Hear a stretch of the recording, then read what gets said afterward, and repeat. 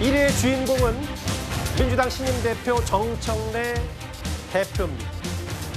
어제 저희가요, 정청래 대표가 지도부와 함께한 현충원 참배에서 김대중 전 대통령 묘역만 참배했다는 소식을 어제 전해드린 바가 있었는데요. 보통 신임 대표가 뽑히면 국회의장 혹은 야당 대표들 예방하고 난도 오가고 이런 게 보통의 관례였습니다. 그런데 오늘 정청래 대표는 달랐습니다.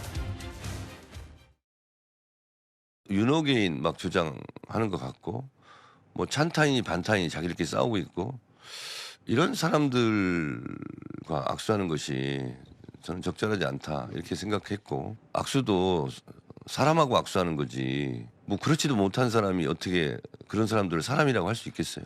못할 게 없죠. 내란을 직접 일으켰잖아요. 국민의힘은 10번 100번 정당 해산 깜이다.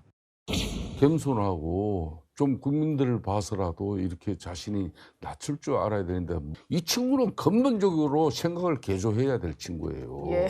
예? 이런 친구를 갖다 민주당이 네. 지금 대표를 만들어 놨으니 대표가 제가 볼 돼도 때는 보세요. 되게 제일 압도적으로 된 골머리 거죠. 아파할 사람이 국민의힘 아니에요. 이재명 대통령이 앞으로 제일 골머리 아파할 겁니다. 이도학 의원님, 네. 악수는 사람과 하는 것이다. 송원석 원내대표나 이준석 대표 앞으로도 안 만날 계획인 겁니까? 정청래 대표는? 앞으로 계속 안 만나지는 않겠죠. 예, 전 만날 거라고 보는데 일단 지금 처음에는 이 야당에 대해서 기선제압을 하려고 하는 것이 아닌가라는 생각이 들고 무엇보다 지금 송원석 이 비대위원장께서 이 너무 소인배스럽다 이렇게 얘기를 했는데 실제 윤석열 전 대통령이 했을 때는 아무 소리 안 하셨잖아요. 그러니까 국회 무시하고 야당 무시하고 이 선거의 결과가 나왔을 때 겨우 그때서야 한번 야당 대표를 만나는 예. 정도의 수준이었는데 그때는 사실 이재명 대표가 검찰의 어떤 포갑, 압력 이런 것들이 인위적으로 만들어지고 있었음에도 불구하고 그걸 활용해가지고 오히려 범죄자 취급을 했단 말이에요. 그런데 본인의 정당에서 배출한 뭐라고 얘기해야 될까요? 용산 금쪽이라고 해야 될까요?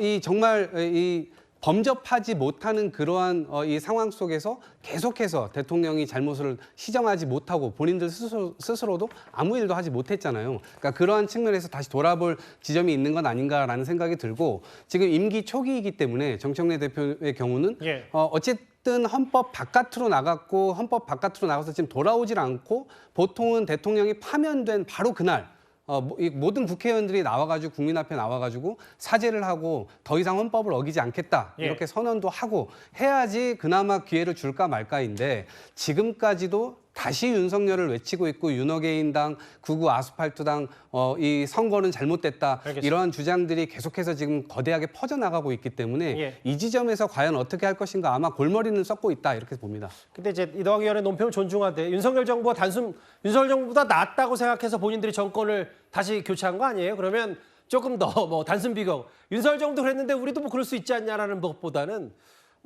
정청래 대표는 반성 없이 내란에 대한 사과 없이 안 만나겠다 이런 취지인 것 같은데요. 이현정 의원님. 네.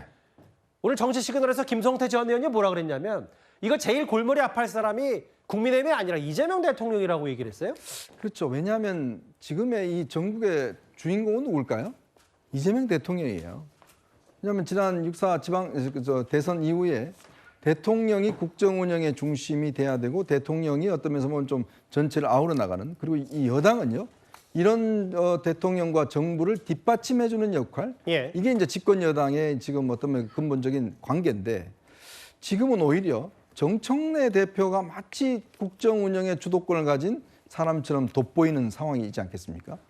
왜냐하면 이재명 대통령은 지금 대통령 당선 이후에 실용주의를 굉장히 강조하고 있고 또 야당을 못 만날 이유도 없다. 예. 그래서 이제 송원석 원내대표하고도 만났습니다.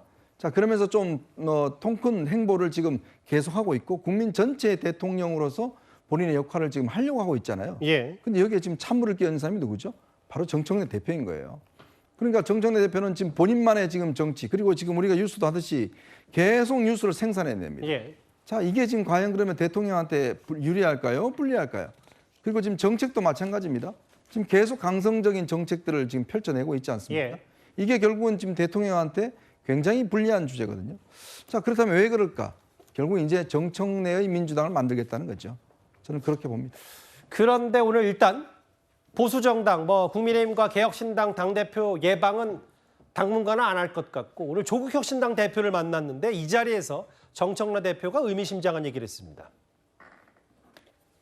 조국혁신당 어제 의원님들도 저한테 개인적으로 붙잡고 조국 대표 사면 문제에 대해서 많은 부분을 얘기하시더라고요. 그래서 제가 또 개인의 몸도 아니고 당대표라서 대통령이 어련히 알아서 잘 하시겠거니 생각하고 제가 그냥 자진납세라는 형태로 말씀을 좀 드렸습니다. 그 부분은 비공개로 좀 말씀을 하시면 좋겠습니다.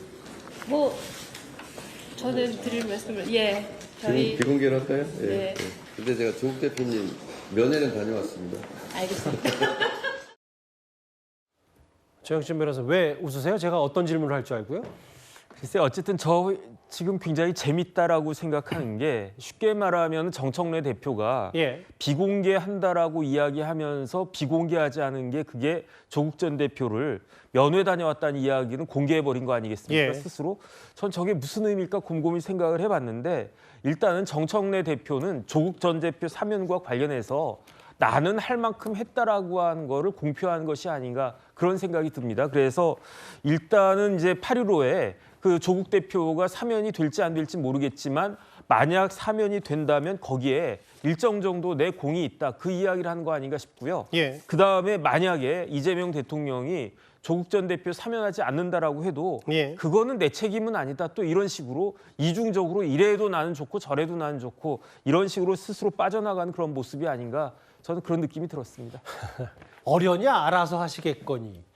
글쎄요, 이게 어떻게 받아들일지요. 김진욱 대변인. 다음 화면을 볼게요. 근데 뭐냐면 정청래 대표가 그동안의 윤리특위를 여야 6대6 동수로 하자는 거를 일단 좀 바꿔야 된다라고까지 얘기를 했어요. 같은 당 원내대표가 이미 다 합의해 놓은 걸 뒤집는다. 글쎄요, 당내 반발은 없는 겁니까?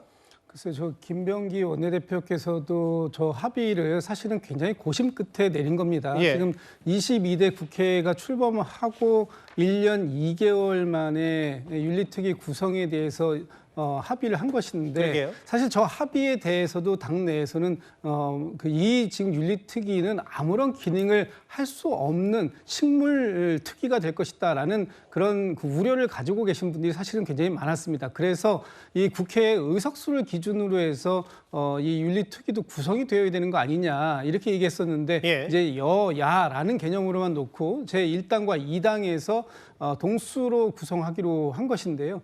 사실 지금 저 윤리특위가 예전에도 저런 형식으로 구성이 된 적이 있었는데 그때 아무런 그 윤리특위에서 의원의 징계를 하지 못했던 상황들이 있었기 때문에 이 정청래 대표 입장에서는 윤리특위의 위원장은 그 다수석을 가지고 있는 예. 민주당이 가지고 와야 되는 것이냐, 가지고 와야 되는 것 아니냐. 그래서 7대6으로 구성해야 되는 거 아니냐 이런 지금 말씀을 주신 것으로 보고요. 예. 국회의원의 징계는 국회의 윤리특위를 이 특위의 심사를 통해서만 가능하기 때문에 이 부분에 대해서는 좀 고민이 필요한 부분 같습니다. 초강성 여당 대표의 파장이 야당뿐만 아니라 여당에도 많이 미치고 있는 것 같습니다.